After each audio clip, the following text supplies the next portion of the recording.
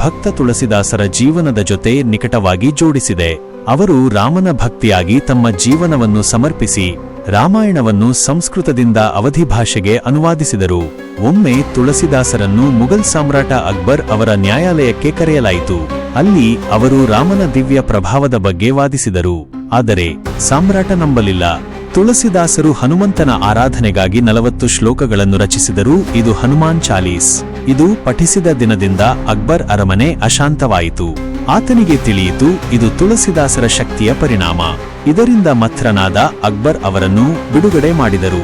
ಈ ದೈವಿಕ ಕೃತಿ ಭಯ ನಿವಾರಣೆ, ಸಂಕಟ ಪರಿಹಾರ ಮತ್ತು ಭಕ್ತರಿಗೆ ಶಕ್ತಿಯ ಸಂಕೇತವಾಗಿ ಭಾರತದಾದ್ಯಂತ ಪ್ರಸಿದ್ಧವಾಗಿದೆ.